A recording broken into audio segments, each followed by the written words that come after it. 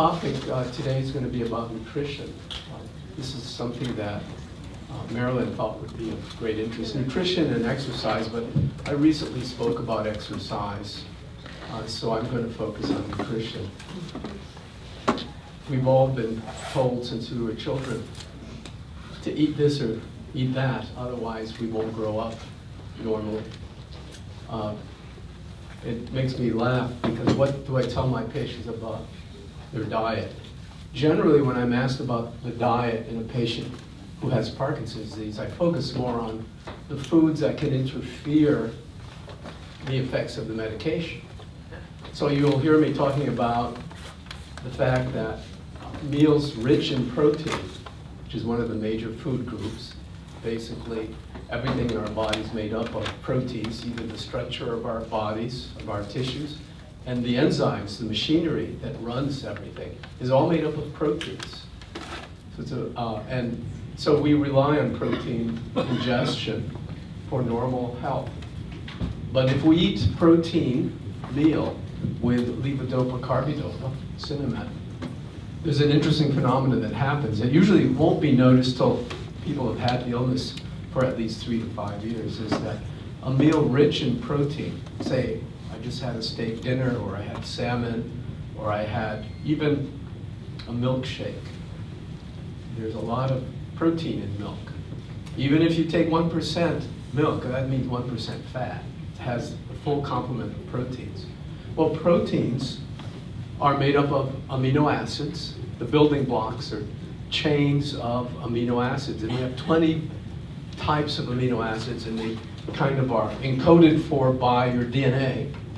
And these amino acids, when you eat a protein, are released into the circulation. So when you eat meat, it's digested with all these enzymes and acids, and eventually it's broken down into individual units called amino acids, which are like the beads of a string of beads of a necklace, right?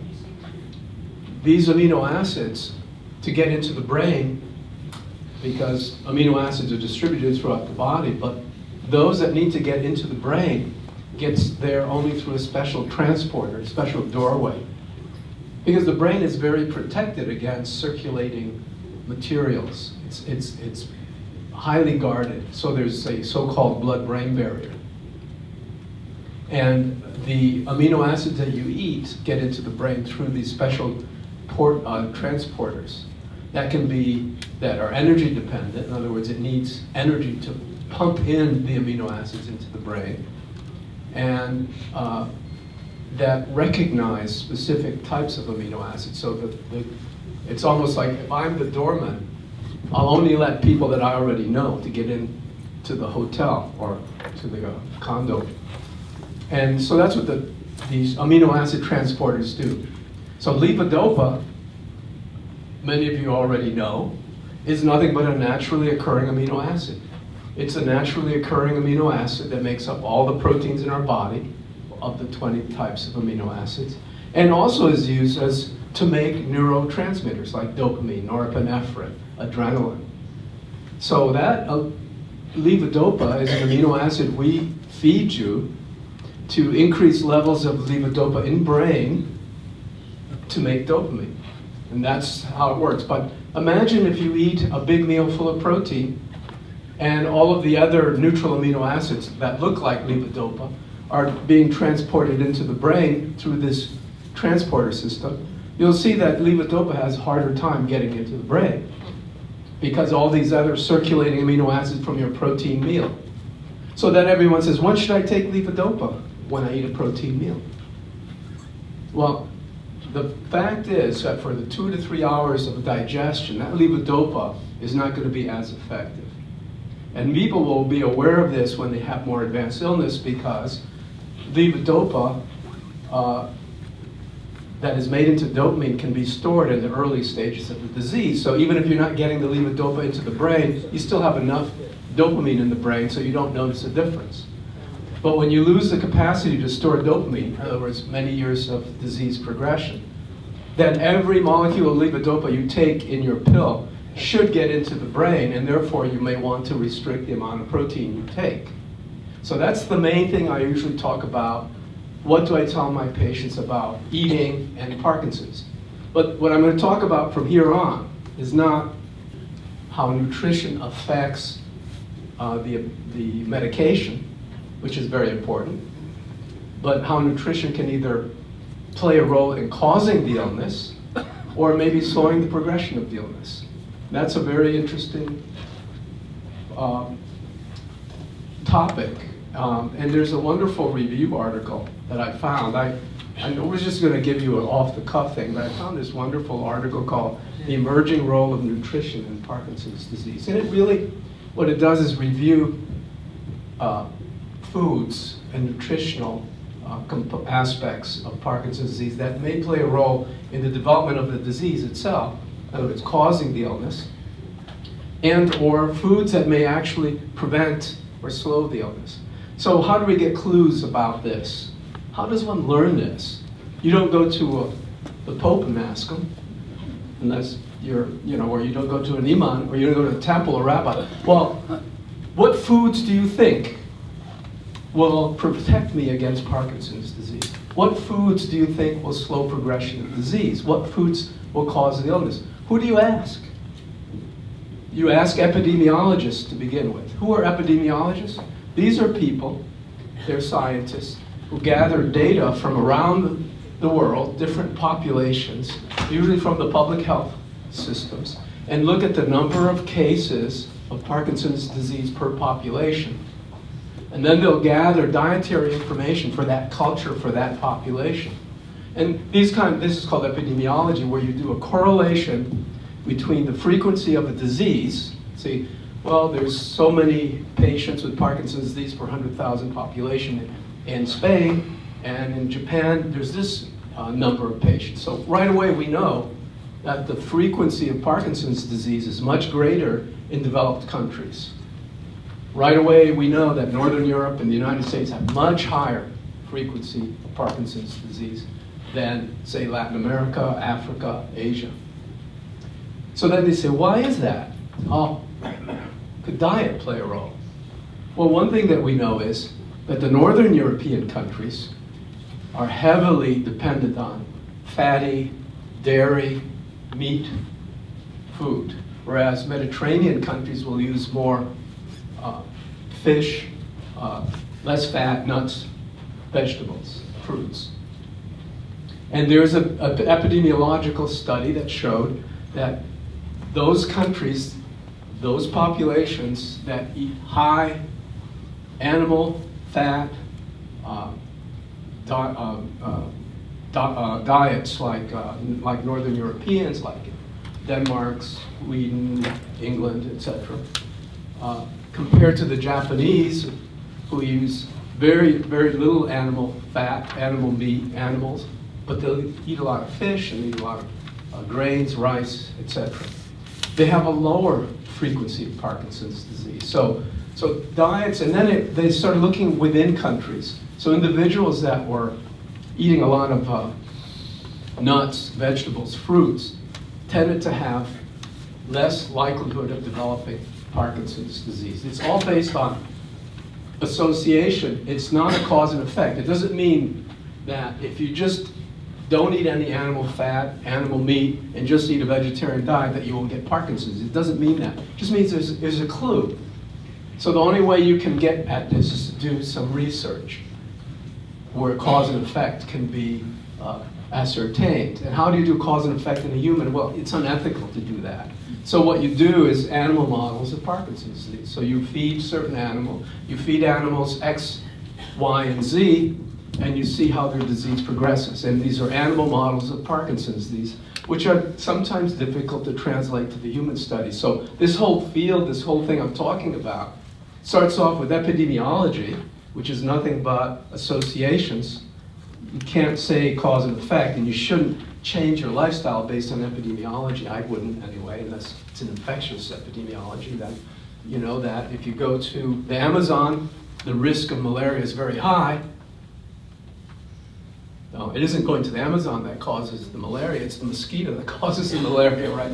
But the fact is you should change your behavior in that kind of association. Because we do know that mosquito if it bites you, that carries this parasite will cause malaria. So there we have some cause and effect. But most epidemiological bits of information are just that. But they set up the stage for doing some good research. So there's only, of all of the materials that can increase the risk of Parkinson's disease, there's one that was kind of interesting. I'll just read it. Dairy product consumption in drinking milk may increase the risk of PD. A positive association between milk consumption and PD risk was observed in women as well in another study. Individuals who consume large amounts of dairy products often have low serum uric acid levels, and we know that in Parkinson's disease, patients have low uric acid. In other words, the lower the uric acid level is, the higher likelihood you have Parkinson's disease. And that's been another correlation. Uric acid is a breakdown of purines. It's a metabolic product that you can measure in the blood. If you have very low level of it, and milk drinkers have low levels of it, as will do Parkinson's disease, you're more likely to get Parkinson's disease. What's interesting is you administer uric acid, like you would as a medicine, it seems to have beneficial effects in men, but not in women. So the role of estrogen is going to be important because some of the foods we eat, like soy, will impact the estrogen hormone system, the female hormone system. Okay. The other thing about having milk products in your diet, which is interesting, it may not be, we don't know what it is in the milk or dairy products that increases the risk. But there's evidence that many of these products, milk products, are contaminated with pesticides. And pesticides, in fact, we did these studies at the University of Miami. We found high levels of dieldrin, which is a potential dopamine toxin, in brains of people with Parkinson's disease. We don't know where they got the dieldrin, but we know it's everywhere, and maybe came from the dairy. Who knows? Comes from ingestion. Now, there are many, many, many nutrients that can slow progression of the disease, and that's really what you want to hear about. So the only thing that we know that may increase the risk are high-fat foods and dairy products, which is very sad because, you know, those are fantastic foods. Doesn't mean you should abstain from them, just don't drink 10 glasses of milk a day. Or have tons of ice cream. Or yogurt. Just a little bit. So what are some of the health benefits from other foods? Well, what we call phytochemicals. So there are chemical constituents or compounds found in plants that are very neuroprotective, that are in our foods. We know that cannabidiol is found in the cannabis plant, and that is neuroprotective, and the US has a patent on that. Cannabidiol is the non-psychoactive component of marijuana, and now it's being promoted as something that may slow progression of Parkinson's disease and other neurodegenerative diseases as well as aging. It's a nice turnaround for a plant that was considered killer weed, and that was the basis of our economy at the beginning of our country. And when, you know, George Washington raised hemp, it was used for rope and fabric, etc. Supposedly he even smoked some hemp, but that's not food, okay? But just talking about phytochemicals, chemicals found in plants. So there are many plants that have really interesting chemicals that are neuroprotective. I'm going to go through a bunch of them. You were all familiar with some of them. So many vegetables and fruits have a big constellation of antioxidants. And we know that in Parkinson's disease, the substantia nigra has a deficiency of antioxidative systems. So foods that increase your antioxidative capacity are beneficial. So what are some of those? Are vitamin A, B, C, and E, which are present in much lower levels in Parkinson's patients than age-matched controls. So therefore, one should strive to increase these antioxidants by ingesting foods rich in those antioxidants. I don't ever say go take a whole bunch of vitamins. What I say, change your diet so you eat plenty of fruits and vegetables. There are clearly antioxidative capacity in fruits and vegetables that have been shown in many studies. But there's one that they say to give caution about, and that's the pomegranate. So pomegranate juice was found to exacerbate oxidative stress, to worsen oxidative stress, and neurodegeneration in a mouse model of Parkinson's disease. However, that mouse model is not a good model of human disease, so I would take that pomegranate report in an animal model with a grain of salt. Certainly, pomegranate juice has been studied in Alzheimer's disease, and it's not clear what this shows. Let me just, at the very end, before you get your hopes up, the only strong data we have about nutrition and promoting Parkinson's disease or slowing it down is all epidemiological. And a lot of animal studies that will show, yes, this is definitely neuroprotective. But we don't have those studies in humans yet. There's a need to do these kinds of studies.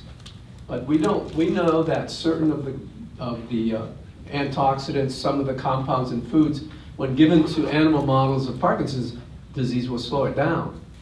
But we have not done those clinical trials. Why do you think? First of all, clinical trials are very expensive. When you're going to look at progression of a disease, you have to do it for 5 to 10 years. And who usually underwrites these clinical studies? The cost. Drug companies. You can't patent a natural food. So there's no financial interest to do the study. Therefore, you just have to do it based on epidemiology and animal data and hope for the best, that if I eat this food, maybe my illness will go slower. So that's the problem. And the one thing that is found naturally in a plant that is definitely slows progression of the disease in an animal model is cannabidiol, and there's a patent for it, but it's NIH. The government has the patent on it. And maybe eventually we'll be able to do some good studies with that. But that's not your diet. So this beta carotene is really a good one to eat a lot of. So all those orange foods, carrots, sweet potatoes, even the yolk of eggs, it's very rich in beta carotene. And there's no doubt in epidemiological studies through many countries that there's a decreased incidence of Parkinson's disease in individuals who have a lot of beta carotene. And how do you learn this? Unfortunately, it's done by retrospective analysis of the diet. So they will take a sampling of patients with Parkinson's disease, take a sampling of patients without it, and have them fill out a dietary brochure that goes on and on. It's very boring. And it tries to recall what people have eaten over the last 10 years. And you can imagine that some people just can't fill out these diet results. So it very much relies on people's recall. Now, fortunately, people tend to eat the same foods all of their lives. So what you've eaten in the last 5 years, you'll probably have eaten that for the last 20 or 30 years. So that's how we learn about these things, by doing a retrospective analysis of people's diets. So you can identify the Parkinson's patient, you can identify the non-Parkinson patient that's age matched, sex matched. You know what the frequency of it is in that population, in that country or that part of the country. And then you get a sampling of these people and do a dietary analysis. And that was done in California really, really well. But in addition, they got blood samples from the patients. They got dietary history. They got blood samples, and there they were able to show that the pesticides in the blood were elevated in those with Parkinson's disease versus those not. But it was hard to correlate it to the kind of foods they were eating. Okay, let's talk some more of some other ones that you made up. The one that is kind of fascinating to me is nicotine. You tend to think of nicotine as not a food, right? Well, it's in tobacco. It's a very important psychoactive component of tobacco. It interacts with acetylcholine receptors called nicotinic receptors. Very, very critical receptor system, the acetylcholine system. And There are foods that contain nicotine. And they're the solanaceous foods, like tomatoes, potatoes, peppers. Yes, they contain nicotinoids. They're not identical to nicotine, but they act like nicotine. And so individuals who have a dietary intake of nicotine-containing vegetables from the edible Solanaceae, those are the plants I told you, peppers, tomatoes, potatoes, was associated with a reduced risk of Parkinson's disease in both men and women who had never smoked cigarettes or tobacco. Now, it's not clear whether the protective effect is due to the nicotine content or some other components of the vegetables. So we don't know. But it's interesting that smokers of tobacco have a lower incidence of Parkinson's disease, even when correcting for premature death due to lung cancer. So it seems people have always been intrigued by the inverse relationship between smoking of tobacco and Parkinson's disease. The more you smoke, the less likely you'll have Parkinson's disease. Pardon? It's a little late. You should have started smoking earlier.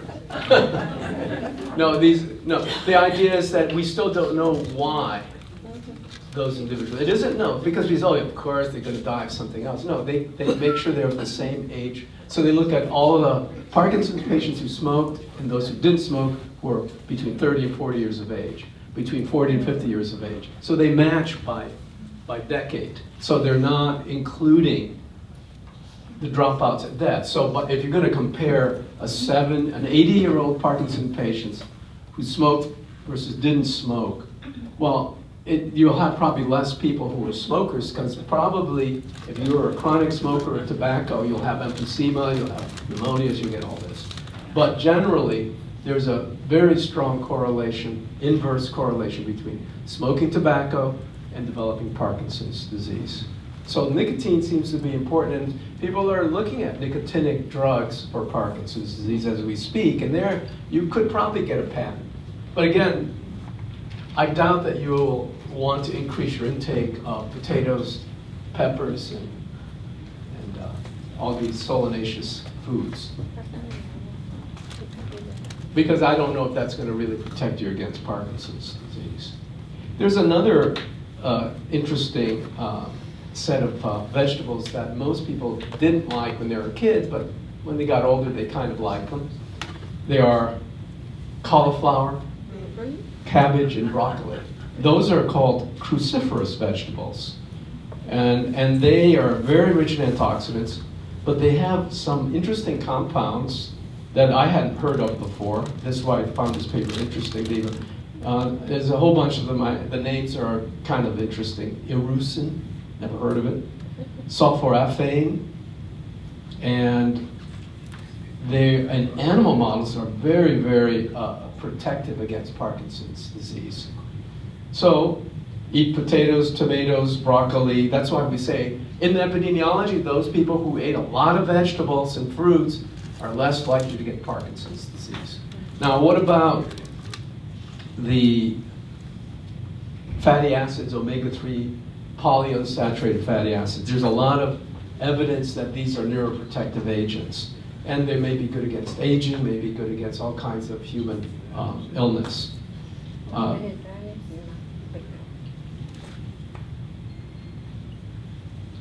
And there have been absolutely no studies in Parkinson's disease of these omega-3 fatty acids. And this is published in 2014, despite all of the hype about how it might be beneficial in Parkinson's disease. And here's the one I thought you might find. Well, DHA and EPA are both omega-3 fatty acids you get in these big, fish oil capsules. Fish oil is loaded with these things. And in animal models, certainly there is neuroprotection. So if you feed these animals, since they're very young, high levels of these two omega-3 fatty acids, and then you give them an insult, a chemical insult that causes Parkinson's disease, these animals are more resistant and they get a less severe form of illness and it progresses slower. So you'd think it would be something helpful. But I think it's fairly benign, so that's one of the over-the-counter supplements that probably won't hurt you to take, which is the omega-3 fatty acids. There's a really interesting one that I wasn't that familiar with. It's called genistein, G-E-N-I-S-T, genistein, S-T-E-I-N, but it's genistein. And it's found in soy, and soybean products, and soy milk. And in animal models, it's protective against Parkinson's disease when you feed animals large amounts of soy, but only in female animals that have been oophorectomized. You give them that, and they're protected. And what turns out that estrogen seems to be neuroprotective against Parkinson's disease. You know that there are more men than women with the illness. But after women reach menopause and the amounts of estrogen they make diminishes, they start having a higher frequency of Parkinson's disease. So there's a big controversy about should we supplement with estrogen to protect against Parkinson's disease. So what I would say is better to supplement with soy because you have less side effects. With estrogen, you can increase the risk of certain cancers. So it's better, in a sense, to use soy. Soy seems to be helpful. And my favorite neuroprotective agent is not cannabidiol, because I'm always talking about cannabis, but is caffeine. Now, again, epidemiology, where they take large populations of patients, look at the frequency of Parkinson's disease, and look at the consumption of caffeine. And that's easy. The nice thing about the consumption of caffeine, you don't have to ask individuals if they drink coffee. You just can see how many pounds, tons of coffee are consumed nationally or in a state. You can get those numbers. And there's an inverse relationship. The more coffee that's used in a population, the less the frequency of Parkinson's disease. So it's another example of where something that we ingest, don't think of it as a food, but caffeine is just one of the components. But the coffee itself has a number of other interesting antioxidative compounds. So caffeine alone also, just the actual drug, is neuroprotective in animal models of Parkinson's disease. And just caffeine treatment partially restores dopamine in rats that have loss of dopamine that were artificially induced. And the mechanism of action of caffeine is complex, but it involves how can I best explain it? It acts on an adenosine receptor, which is one of these subtypes of receptors, and it's an adenosine receptor antagonist. Now, you can't patent caffeine for Parkinson's, but there's a number of studies ongoing now where they have these kinds of antagonists, I'm trying to think of the name, they may have a name written here for the adenosine receptor antagonists. There are a number of them that are being studied now, and they seem to be very helpful. The adenosine antagonists are a caffeine-like action for levodopa-induced dyskinesias. The other thing caffeine does is actually goes well as with levodopa. It somehow potentiates the pharmacological action of dopamine. So caffeine is neuroprotective, but caffeine, like the other adenosine antagonists, potentiates or increases the capacity of dopamine to work better, of levodopa to work better. So I always tell people in the morning, you want to get started, well, have some really good coffee. Don't add milk that contains protein, because that's going to antagonize the levodopa effect. Make sure it's sweet, because glucose actually turns on the pump to get levodopa into the brain. So have sweet coffee in the morning without caffeine, not with caffeine, without cream. If you want to put something in to make it brown, or like cafe, to make it creamy, you can put in non-dairy creamer, not soy, You could use soy, but soy is rich in protein, so it may block levodopa. So you would use non-dairy creamer like Cremora, which is just cornstarch, just sweetener, and you can buy it looks like half and half. So that's what I would say is a good way to start the day to get the levodopa working well.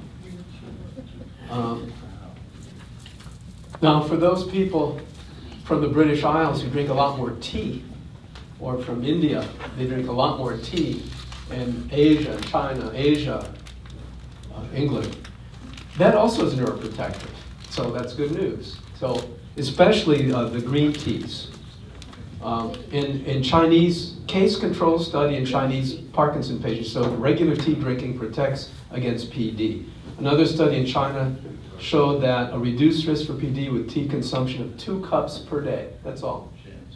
A prospective study. This is really, they did all these in China, where they gave people these tea, they monitored them and then they followed them for many years and see who got Parkinson's disease, who didn't, and what their amount of tea they drank. So they found that those who habitually drank 3 or more cups per day had a reduced risk of developing PD in a prospective study. So some of the best data on neuroprotection in patients comes with tea, not with coffee. And there was another study done in Israel. It's a retrospective study. They look back and look at the diet of the patients with PD. They found that drinking more than 3 cups of tea per day resulted in delayed age of onset of Parkinson's disease, and those people have to drink PD. It didn't protect completely, but it seemed to delay its onset. And both black and green teas seem to be effective. There are polyphenols in green and black tree extracts provide really potent antioxidant scavenging, antioxidant capacity, and enhance mitochondrial function. Now, what's a favorite in Western civilization that we consume is alcohol. And then people always ask, well, can he continue to drink? It depends on how much you drink, obviously. Moderate drinking, 1 or 2 glasses of wine once a day, or beer, is neuroprotective. And the data for that is, and in a case control study, there was an inverse association between total alcohol consumption and Parkinson's. A recent study showed that low to moderate beer consumption was associated with a lower PD risk, whereas greater liquor consumption may increase the risk of PD. But contrary to these small studies, most of the epidemiological studies don't support an association between alcohol consumption and risk of PD. So, however, in the red wines, there's some interesting materials that you've all heard about. Resveratrol and quercetin are neuroprotective in animal models. So I suppose if you're going to have a small amount of alcohol, wine would be probably a better choice than beer. And I think that's all I'm going to speak about. I'll try to summarize it. I wanted to mention another thing about carbohydrates. Remember, there are 3 major classes of foods: the proteins, the carbohydrates. Proteins are made up of amino acids. The carbohydrates are made up of glucose chains, starchy materials. And when it's pure, it's just pure glucose. That's just pure sugar or fructose. The carbohydrates are a big part of our diet. And then the fats, the lipids. And it was suggested that carbohydrates increase dopamine production by allowing easier passage of dopamine precursor. And there's no doubt about that. I mentioned that having a little bit of glucose, a little sweet, will enhance the transport of levodopa into the brain. So you'll have a little bit more dopamine. What they talk about that's most important, if you want to have an intelligent diet for Parkinson's disease, is to have a proportion of carbohydrates to protein equal to 7-to-1. So for every gram of protein, you should have 7 grams of fat. Of starch, of carbohydrates. And there was a company years ago, maybe 20 years ago, that had a diet for Parkinson's patients, but it never made it. You could sign up and you'd receive it sent to the home, usually frozen foods, and it had everything in correct proportions, but I heard the food was terrible. That's why, they needed a good chef in addition to the right proportions.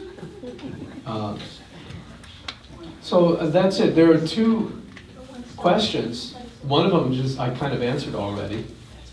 How much effect alcohol can have on PD? Well, low doses will have a beneficial effect. High doses will have a negative effect. Higher doses can also have a negative effect in the atypical Parkinsonism where there's low blood pressure and they stand out because alcohol will dilate blood vessels and may also increase the chance of you passing out. So avoid excessive alcohol if you have Parkinson's disease. And if you don't have Parkinson's disease, avoid excessive alcohol. What are the cautions of use with Mirapex? The same as with every dopamine agonist. They all have the same spectrum of side effects. High doses will cause dropping in blood pressure, so you get dizzy if you stand up. Higher doses, if there's a sleep disorder and cognitive decline, will cause hallucinations and psychosis. Moderate to high doses in certain individuals can cause an obsessive compulsive disorder involving hypersexuality or hypergambling. Those are all the side effects of these class of drugs. Mirapex got the most attention, and also sudden drowsiness after taking it. It's ironic because you take it to improve mobility, but they can cause a kind of a drowsiness. And Mirapex is probably the one that causes the most drowsiness, and it was called so-called sleep attacks, but every one of the anti-Parkinson drugs can cause drowsiness. So what are the cautions for use of Mirapex? The same as you would use for levodopa. You always start off with a low dose. You build it up till you get relief. If you get side effects, you back off. It's the caution you take with every drug that acts on the brain. It's not just for Mirapex. And Mirapex, just like Requip, like bromocriptine, like Nupro, like levodopa, can all cause the same spectrum of side effects due to over dopamine action. Too much dopamine has all kinds of problems. If you block dopamine, you know what happens. You have Parkinson's disease. What happens if you have too much dopamine? In spurts, well, you get excessive involuntary movements. You can develop that with all of these dopaminergic agonists after you've had Parkinson's for 3 to 5 years. You get dyskinesias, dancing, twisting, turning movements. It becomes a real problem. Too much dopamine, and what happens? You become crazy. If you look at the history of schizophrenia, when people used to have to be incarcerated, basically, in inpatient locked facilities when they were violently aggressive schizophrenics. And with the development of dopamine receptor antagonists, they're called major tranquilizers, they could cure the schizophrenia. They would stop the hallucinations, aggression, but then the patients gradually develop Parkinsonism, right? Because I'm blocking the dopamine receptor in a 22-year-old. If you block it, you'll clear up his craziness, but then he starts shuffling and drooling. And I've already told you, that's how we learned about dopamine. From 1950s, when the first drugs for treating schizophrenia, psychosis, aggressive behaviors, called the phenothiazines, known as the major tranquilizers, known as chemical straitjackets, also known as neuroleptics, all means the same thing. We have the same, different words for the same class of drug. So these major tranquilizers were found to produce Parkinsonism in schizophrenics. And if it wasn't for the research of Arvid Carlsson, a Swedish pharmacologist, we began to see how is it that this tranquilizing drug can cause Parkinsonism. So he implicated dopamine and saw that if you completely deplete dopamine, you'd get Parkinsonism in an animal. And if you replace dopamine, but with levodopa, the animals would become normal again. So that led to his work to measure dopamine in the brains of people who had died of Parkinson's disease. And that's where we are now. But unfortunately, it's more than just a dopamine deficiency. Parkinson's disease involves many other components of the central nervous system. And that's something else. So I'll take one more question from the audience. Will your body begin to crave coffee since it's so productive for aiding Parkinson's? Tell me again. I missed. Well, you say coffee is a good, caffeine is a good thing for us to digest, help Parkinson's. Will your body crave it at all after a while if you've been drinking course. on it? It will? Yeah, it's a habit form. And you become dependent on it. If you use it chronically, 3 or 4 cups a day, and you stop using it, you don't quite wake up as like you used to, and you get headaches. But, you know, it's not like a serious withdrawal syndrome, but yeah, you get dependent on it. Believe me, I wouldn't be here if it wasn't for coffee. Yeah, go ahead. Blueberries, they're getting a great press in terms of neuro. There is some evidence in animal models. Again, yeah, it's one that I'm thinking, I can't think, but it's a similar compound found in the red wine, and it's a pigmented compound. Yeah. So, okay, so eat well. And don't drink it. I'll take your last question, just to When be you said polite. sweet in coffee, is that actual sugar or artificial sweeteners? Well, if you're as well? diabetic, you may not want to put sugar. And never use artificial sweetener. That doesn't drive. The thing about artificial sweetener, should be sugar. it doesn't do what sugar does. Yeah. Like create energy. No, it doesn't burn. Get my Like, husband back. and you need the glucose to stimulate the transporter, the little engine that transports levodopa. So a little honey would be good. Maple syrup in the coffee is great. You know, but